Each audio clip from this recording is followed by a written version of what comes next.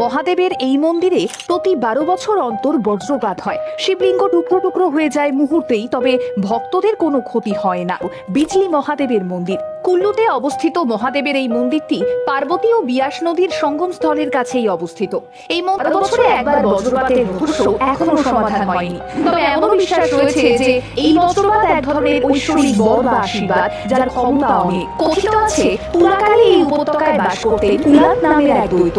দুষ্টু সেই দৈত্য একবার বিশালাকার অজগরের রূপ ধারণ করেন। এরপর তিনি নিজের শরীর দিয়ে বিয়াস নদীতে বাধা সৃষ্টি করেন, যাতে সেই জল ভাসিয়ে দেয় গ্রামবাসীদের। ভীত ভক্তরা আকুল স্বরে এবার মহাদেবের শরণাপন্ন হয় ভোলে বাবা। তারপর ত্রিশূল দিয়ে বধ করেন কুলাতকে। বিশালার সেই সাপ আকার নেয় পর্বতের। এরপর ভক্তদের অনুরোধে সেই পাহাড়েই মহাদেব শিবলিঙ্গ রূপে প্রতিষ্ঠিত হন। মহাদেব সকলকে আশ্বস্ত করেন এবং বলেন তিনি নিজের সকল বিপদ নিজের শরীরে ধারণ করবেন এবং ভক্তদের রক্ষা করবেন।